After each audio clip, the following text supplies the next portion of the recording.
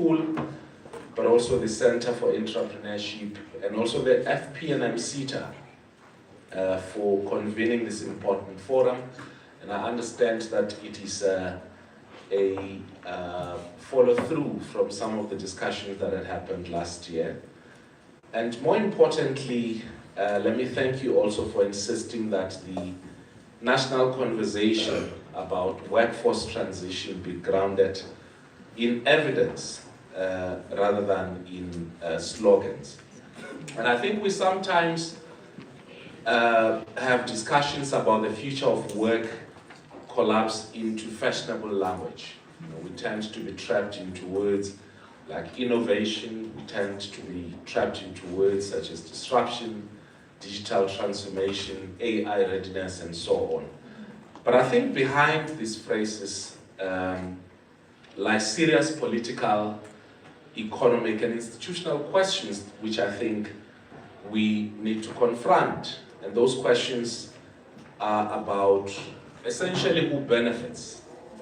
So all of this work, all of these discussions that we're having, at the center of it has to be who benefits. Questions about who is excluded, about whether technological change will deepen inequality or reduce it. And I think scholars, researchers are deeply embedded in these kind of discussions. And excitedly, the delegation that welcomed me told me that the first panel that you had was also engaged with some of these issues. And I think this is why this type of conversations matter. And so I've reflected also, I think, the coordinators who have convened this also shared some notes with me. And I reflected carefully on the synthesis coming out of your discussions from day one. And one of the things that struck me was not that the findings were shocking and unexpected, but that they confirmed what many of us know, and that the problem is no longer diagnosis. We shouldn't be spending too much time being preoccupied as to what the diagnosis is. And I think we understand what the problem is and how the problem relates to our own conditions as a country. So the digital revolution is not approaching South Africa. It is already restructuring our economy, our workplaces, and also our labor markets. Artificial intelligence is already changing. If you look at call centers, if you look at logistics systems, banking services, if you look at mining operations, manufacturing process, retail systems,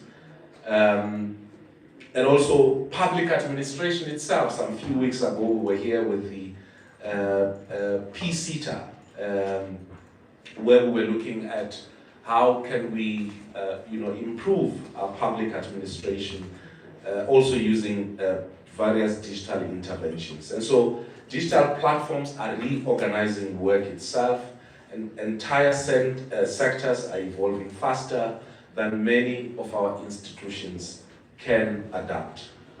According to the World Economic Forum, nearly half of all core workplace skills are expected to change within the next few years.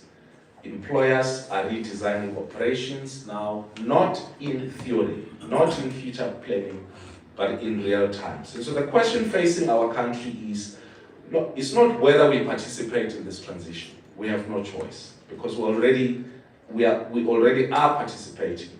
And so the question is whether we participate passively on terms determined elsewhere, or whether we shape the transition deliberately, democratically, but also inclusively. And that is not simply a technical question. It is importantly a political question, because technological revolutions are never neutral. They redistribute power, they reorganize economies, they redefine labor markets, they create opportunities for some and new exclusions for others. History teaches us that societies which successfully navigate technological transitions are not necessarily those with the most advanced technology. They are the societies with institutions capable of adapting quickly, coordinating effectively, and preparing their populations broadly. And this is where South Africa faces its greatest challenge. Now I want to suggest this morning that South Africa's core problem is often misunderstood. We do not necessarily have a skills shortage. We have a workforce transition capacity problem. And those are not the same thing. A skills shortage implies that we simply need more graduates, or more artisans, or more engineers, or more software developers. But a workforce transition capacity problem means something much more deeper. It means our institutions are not sufficiently configured to move people from where they are to where the economy is going. It means we still operate too much of our education and training system as though careers are static, qualifications are permanent. We're having this fight and we're hoping that the facts will help us determine what is the right thing in terms of the perceptions that qualifications are permanent, but also that technological change is gradual. But none of these are true anymore. Workers increasingly require reskilling across their lifetimes. Qualifications must evolve continuously. Occupational pathways are shifting rapidly. Foundational digital literacy is no longer optional. Adaptability itself has become an economic capability. And so this means that the central challenge before us is institutional agility. To what extent are we able to move our institution to move with the times? Can universities adapt curricula fast enough? Can TVET colleges respond dynamically to local and national labor market demand? Can CETAs move beyond compliance administration in some instances towards real workforce planning? Can Quality Council modernize qualification development cycles? Can government departments coordinate effectively enough to avoid fragmentation and in some instances duplications? These are now strategic national questions, and unfortunately our institutional architecture was not designed for this pace and change. Many of our systems were built for a more stable industrial economy. We're talking just now with I can call him Tammy, nobody else can. That we should not be at pains to try and import models just because they are working elsewhere. And we should get to ensure that models that we want to apply in our country are able to respond to the conditions that our country face. And so just as I said, that many of our systems were built for a more stable industrial economy, a world where qualifications remain relevant for decades, a world where occupational pathways, for instance, were relatively predictable. That world no longer exists. And at the same time, our country enters this transition carrying deep structural inequalities. And this is where the issues become even more urgent. Technological acceleration, institutional lag, and social inequality are now intersecting simultaneously. And when these three forces converge, they do not produce inclusion automatically. They produce exclusion, quietly, incrementally, until entire sections of society find themselves locked outside emerging economic systems. I'm from Mudimole, and so what does the discussion that you have here and the kind of future thinking and future planning you have here have an impact to the people where I come from, but also to the people where you come from as we converge in these urban centers. And this is particularly important in the South African context because our inequalities are already severe. Millions of young people remain outside employment, education, or training. They lack reliable internet access. Many schools still struggle with basic digital infrastructure. Many communities remain disconnected from the productive economy, and yet the labor market increasingly assumes digital capability as a baseline requirement. So the digital divide is no longer simply a communications issue. So it's It's no longer that I can't find someone on their cell phone because of network challenges, but it has become a development divide.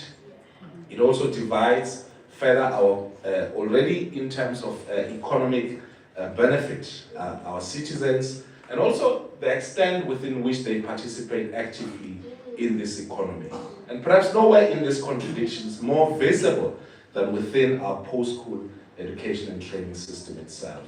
We've over time built a system disproportionately oriented towards the minority of school leavers who enter university, and yet the overwhelming majority of young South Africans navigate their futures through DHET colleges, community education and training colleges, occupational programs, skills systems, and workplace learning pathways. These sectors carry the burden of workforce transition for the majority of our people, and yet they often remain under-resourced, undervalued, and insufficiently integrated into broader economic planning. And that's not merely a social injustice, it is also an economic, a strategic economic mistake, because successful economies do not treat vocational and occupational learning as secondary pathways.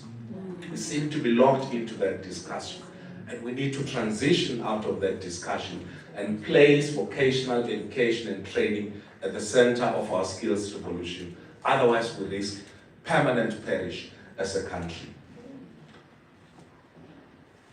In South Africa, if we are serious about inclusive growth, industrial modernization, and technological adaptation, then the transformation of TVETs, of CETs, artisan development, and lifelong learning cannot remain peripheral concerns.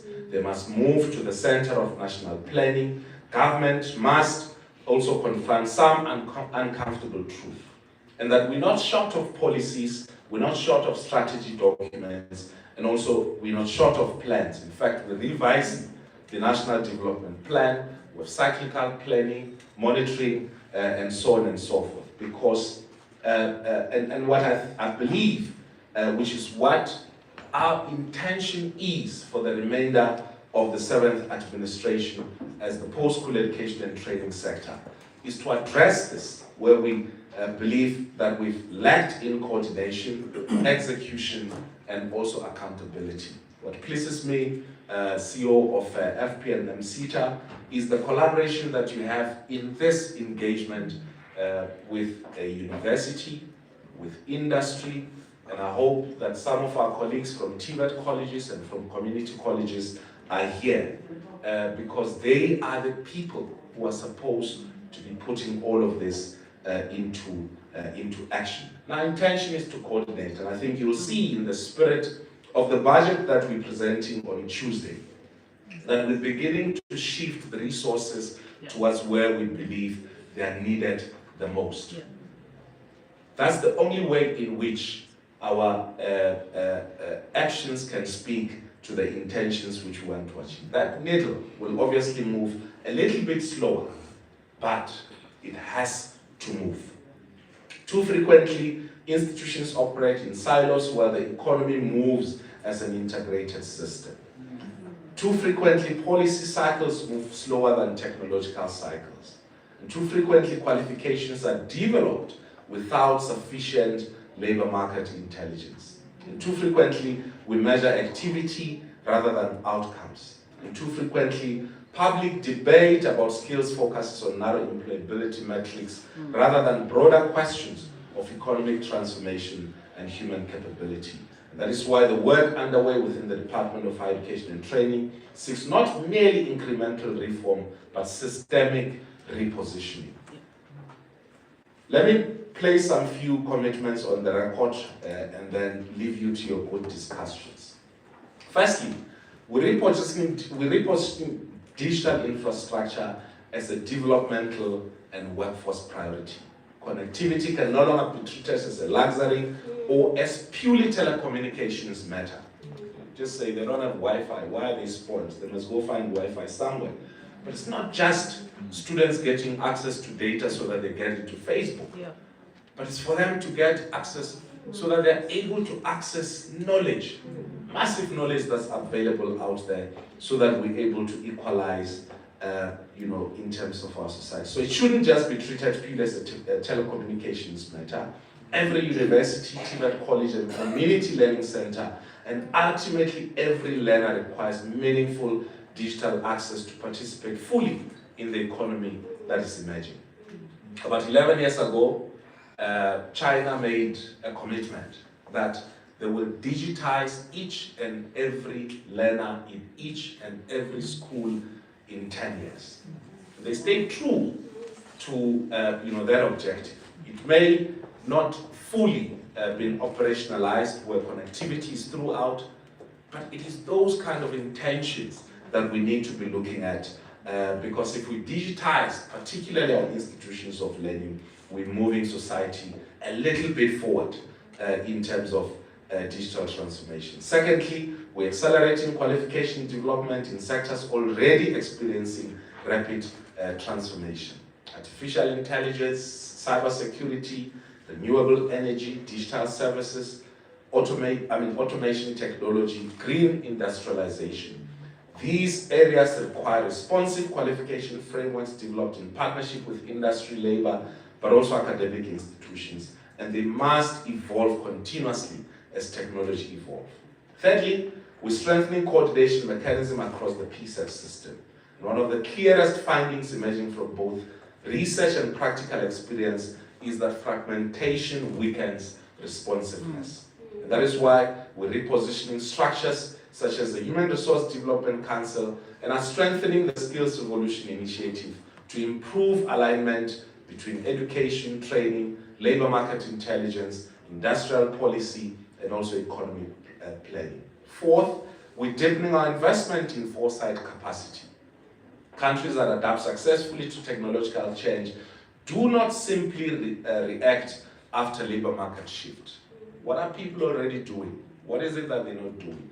Where should we find our niche? And I think that's the intellectual and academic rigor we need to invest our energy into, because we need to anticipate what transitions are going to be shaped as before disruption peaks. And so that requires data, it requires research, it requires partnership between government, universities, industry, and international institutions, and it requires humility from all of us to recognize that no single institution possesses all the answers. Finally, accountability must become central to the system. Trust depends on outcomes, not how glossy your annual performance plan is. Public trust depends on outcomes. If people feel the impact of the work that we're doing, we do not even have to call mass rallies and explain to them what this government is doing or what the private sector is doing, what our universities are doing, if it has already reached to them by changing their lives wherever they are. And so the public is no longer satisfied with policy intentions alone. Young people want pathways into meaningful livelihoods. Workers want opportunities for reskilling and advancement. Industry wants responsiveness, and communities want inclusion. And government must increasingly measure itself against these outcomes. But we cannot, as I said, deliver on this transition alone. The scale of change underway requires national leadership. That's important.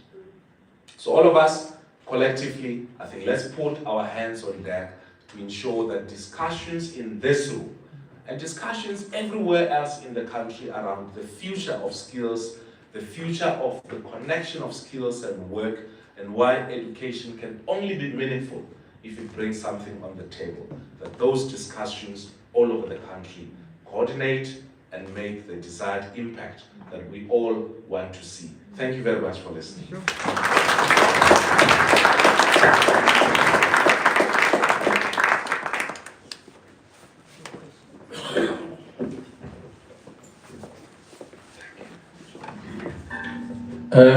Ladies and gentlemen, I want to